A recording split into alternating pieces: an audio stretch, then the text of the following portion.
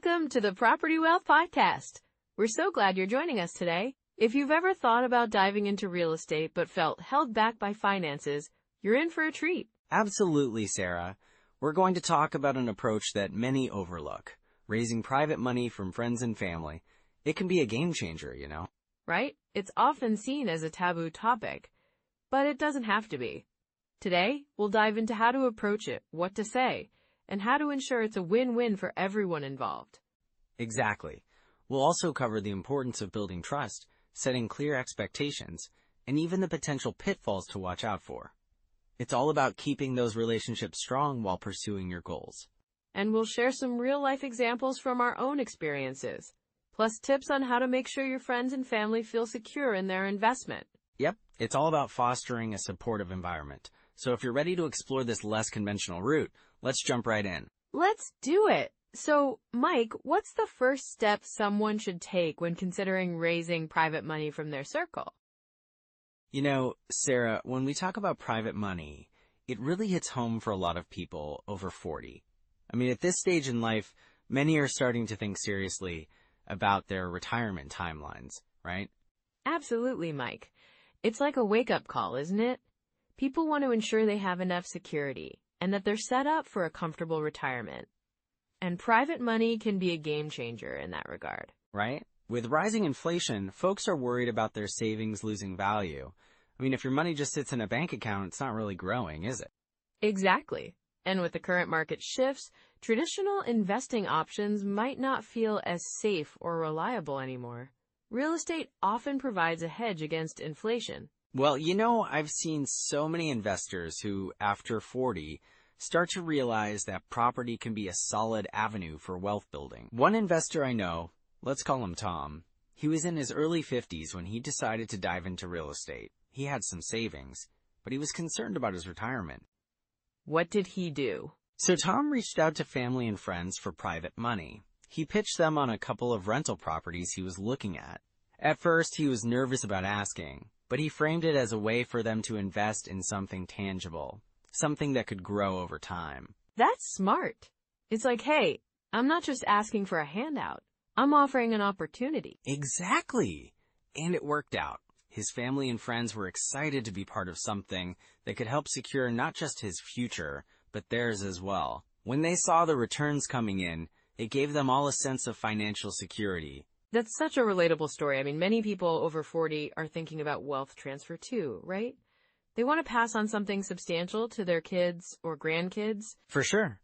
Imagine knowing that the investments you make today could help your family in the future. It's powerful. Like another client of mine, she was in her late 40s and was looking to build a legacy for her children. She used private money to acquire properties that she planned to keep for the long haul. That's such a great strategy. It's like building a safety net, not just for yourself, but for generations to come. Exactly, Sarah. And let's not forget the emotional side of financial security. For many, owning property isn't just about the numbers. It's about peace of mind. Right. It can be a really emotional journey. I think a lot of people feel a sense of pride when they own something tangible. It's a sense of accomplishment, and it can really boost your confidence as you approach retirement. Totally. Plus, the rental income can provide a steady cash flow, which is crucial when you're no longer working full-time. And we have to acknowledge that the economy is shifting. With inflation rates rising and the stock market being so volatile, people are looking for safer, more stable investments. Yeah, and real estate typically holds its value better than other assets during economic downturns. I mean, you don't see people suddenly deciding they don't need a roof over their heads, right? Exactly. So investing in properties can feel like a more secure option. And when you combine that with private money, it opens up a lot of doors. Right. And the beauty of private money is that it allows you to act quickly when opportunities arise. Like, if you're sitting on a great deal but don't have the cash ready, private funds can help you jump on it. And that's a huge advantage, especially in today's competitive market. You can't afford to wait around when a good property comes up. Exactly. Plus, it fosters a sense of community. You're essentially working with people you trust, which can make the whole process less intimidating. Yeah, and for those who might be hesitant about reaching out to friends and family, it helps to remember that these conversations can strengthen relationships. It's about sharing your vision, right? Absolutely. It's about getting them excited about the potential. Not to mention, if you're successful, it can lead to more opportunities down the line. And it's not just about the numbers. It's about creating something meaningful that everyone can benefit from. Exactly, Sarah. And as the market continues to change, understanding these dynamics and leveraging private money can really set you on a path to long-term wealth. Right, and that's where we'll dive into the core strategies for making this all work. Let's get into it. So, when we talk about raising private money from friends and family, it's essential to start with a clear strategy, right? You really want to know how much you need and what you're planning to do with that money. Exactly, Mike. It's like, you wouldn't just ask someone for money without having a solid plan in place, would you? Right. So a good rule of thumb is to figure out your financing needs first. Create a budget for your investment. Include purchase price, renovation costs, closing costs, everything.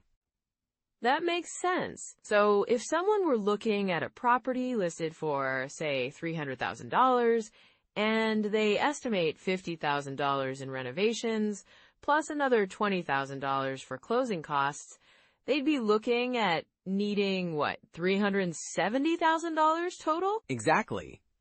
And then you should factor in some cushion for unexpected expenses. Always good to have a buffer.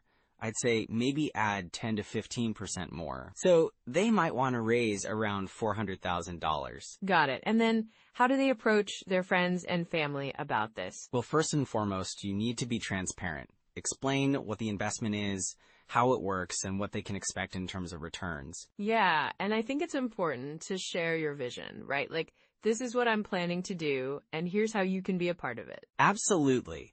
And you can use simple numbers to illustrate potential returns. For example, if you're looking at a rental property that can generate $500 a month in rent, that's $30,000 a year. If you're splitting profits, you can show them, if you invest, let's say, $100,000, you might see a return of, 8 to 10% annually. That's a great way to break it down.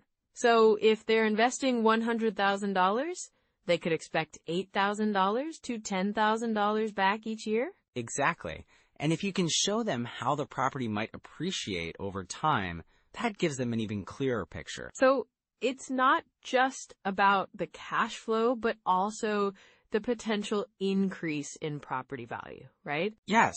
And then you should also touch on the risks involved. Be honest about that. You don't want them to feel blindsided later on. That's a great point. Nobody likes surprises, especially when it comes to money. Right. And to help mitigate those risks, having a solid deal evaluation checklist is invaluable. So, for instance, you could start with the 1% rule. Ah, the 1% rule. That's where the monthly rental income should ideally be at least 1% of the purchase price, right? Exactly. If you're buying a property for $300,000, you'd want to see it rent for at least $3,000 a month. If it's lower, that could be a red flag. And then there's the 50% rule. Yes, the 50% rule is a quick way to estimate your operating expenses. If you expect to bring in, say, $30,000 a year in rent, you can estimate that your operating expenses will be around $15,000. So you're left with $15,000 for your mortgage payments and profit. Exactly, and that gives you a clearer picture of your cash flow situation. Then, of course, there's the cap rate. Right. The cap rate helps you assess the value of a property based on its income. You calculate it by dividing the net operating income by the property's purchase price. So, if that same property generates $30,000 a year in income and costs $300,000, the cap rate would be 10%? You've got it. It's a valuable tool to compare potential investments to. And it's good to know what's considered a good cap rate, right? Yes. Generally, a cap rate between 8 to 12% is considered decent, depending on the market. So let's say they find a property with a cap rate of 7%.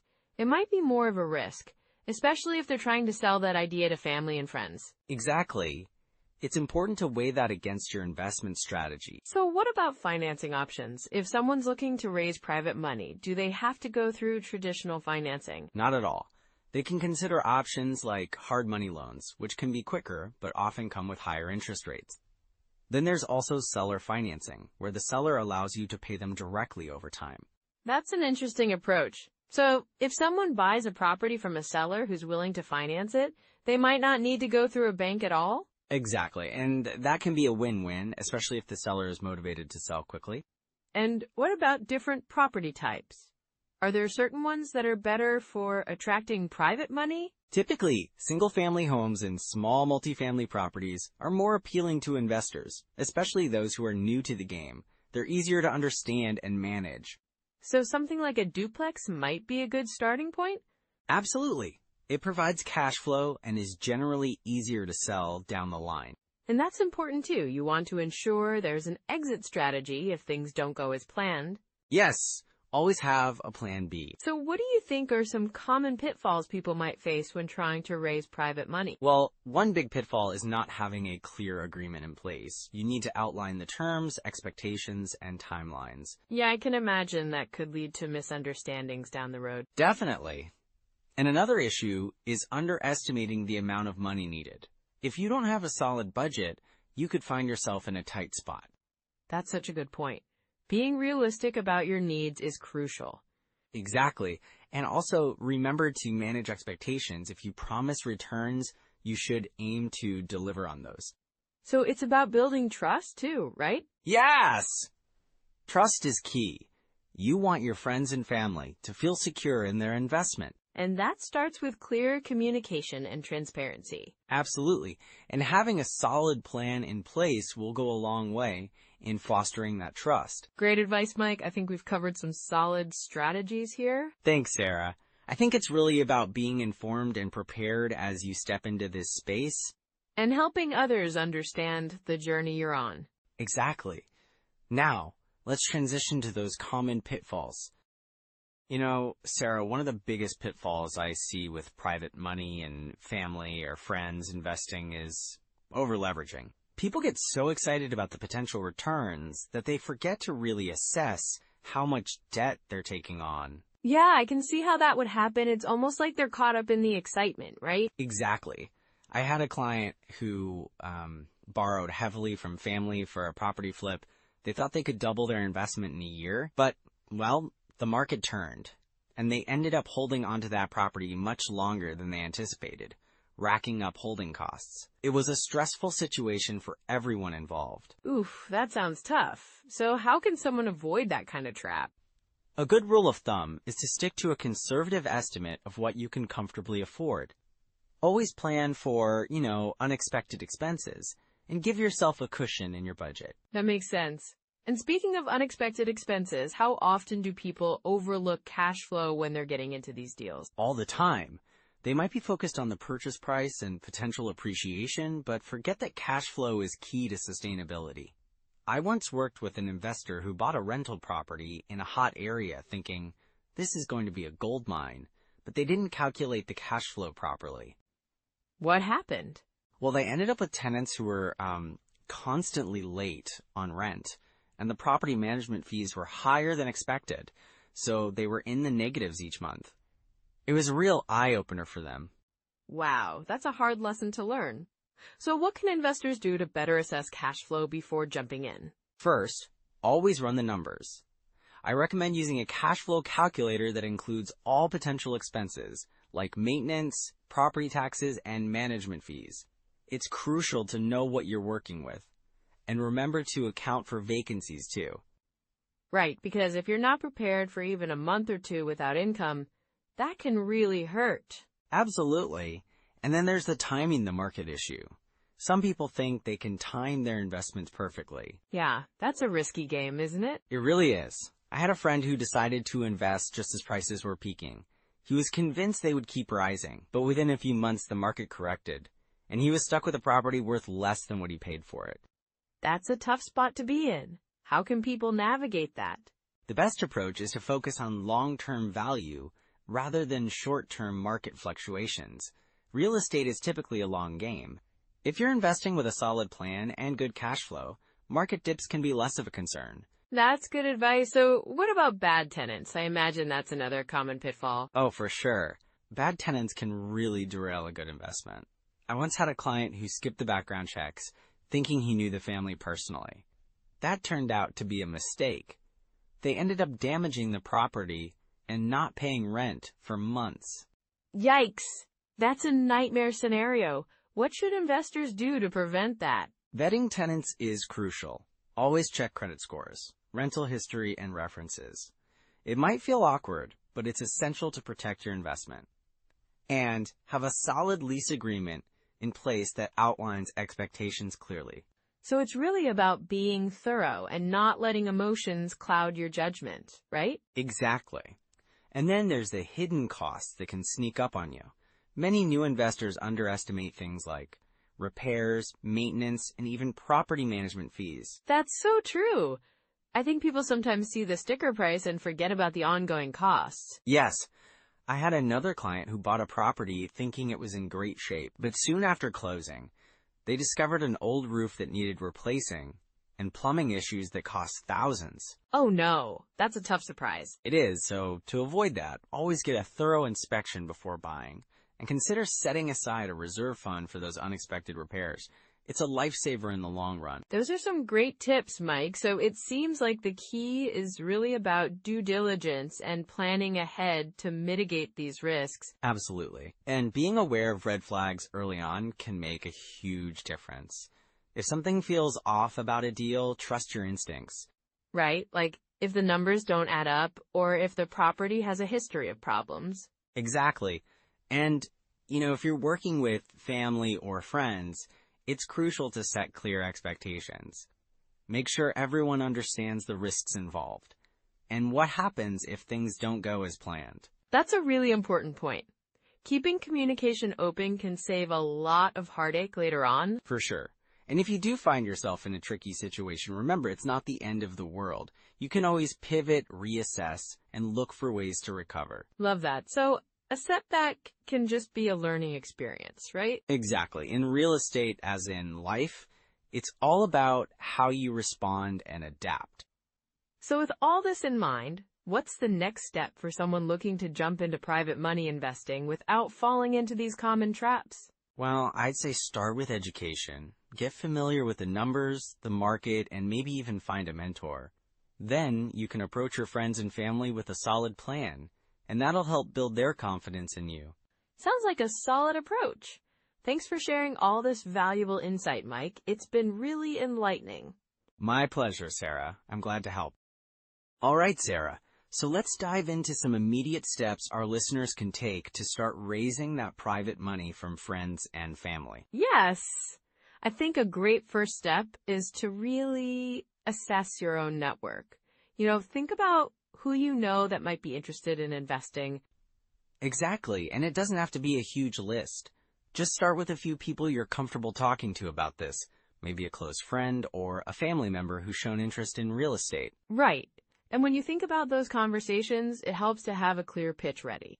You might want to outline what you're planning to do with the investment, how it benefits them, and what kind of returns they might expect. Absolutely. And when you're having those conversations, it's important to be open and transparent about the risks involved, too. Yeah, the trust is key. People want to feel secure in their investment, so being honest goes a long way. Another useful step is to build a simple presentation or document that outlines your investment strategy. You don't need to get super fancy, just something that clearly conveys your vision. That's a great idea. Visual aids can really help. You could use tools like Canva to create a basic presentation, or even just a Word document with bullet points. Exactly. And then when you're ready to present it, maybe set up a casual coffee meeting or lunch. It makes the environment more relaxed and conducive for discussion. I love that approach. And once you've had those conversations, it's also a good idea to have a follow-up plan. Maybe check in with them after a week or two to see if they have any questions or thoughts. Yes, staying engaged is essential. And if they seem interested, you could also invite them to a local real estate meetup or seminar. It gives them a chance to learn more about the industry in a group setting. Speaking of meetups, have you found any great resources for finding local groups? Oh, definitely. Websites like meetup.com are fantastic for that. You can search for real estate investing groups in your area. Also, platforms like BiggerPockets have forums where you can connect with other investors. And you mentioned earlier about having a checklist. I think that's a really practical tool for organizing your efforts. For sure! You could create a simple checklist that includes steps like identify potential investors, prepare your pitch, schedule meetings, follow up, and then keep them in the loop as you progress. That sounds super actionable. And what about tools for analyzing potential deals? Ah, yes. There are some great apps out there. For example, the BiggerPockets Calculator is a fantastic tool for analyzing rental properties and potential cash flow. I've heard a lot about that one. And what about something like DealCheck? Exactly. DealCheck is another excellent app for analyzing deals. It allows you to compare properties and get a better understanding of their potential returns. And for those who are just starting out, Rentometer is a great tool to check rental prices in a specific area. You can see what similar properties are going for, which helps in determining your pricing strategy. Right, and accessing your local MLS multiple listing service can also be invaluable. If you know a realtor, they might give you access to that, which opens up a whole new world of potential deals. Plus, books and podcasts can really give you that edge. What are some that you recommend? Well, I always recommend Rich Dad, Poor Dad by Robert Kiyosaki. It's a classic and really shifts your mindset about money and investing. That's a great one. And there's also the BiggerPockets podcast, which has a wealth of real-life stories and tips from experienced investors. Absolutely. And don't forget about the book on rental property investing by Brandon Turner. It's packed with practical advice for those looking to get into the rental market. Those are all solid resources. And I think it's important for listeners to remember that they can start small too. Yes, for sure. Maybe set a goal to analyze one deal a week, or even just read a chapter of a book a week. Love that. And joining a local meetup is a perfect way to stay motivated. Being around like-minded people can really help keep you inspired. Right, and it's also a great way to build a support network. You never know who might be looking to invest or who has connections that could help you. So those are some practical first steps. Now let's bring this all together. So as we wrap up, let's quickly recap some of the key points we covered about raising private money from friends and family. Absolutely. First off, it's all about that trust factor, right? You really need to establish a solid relationship with your potential investors. Right, and then there's clear communication. You've got to be transparent about the risks, the potential returns, and what they can expect from the investment.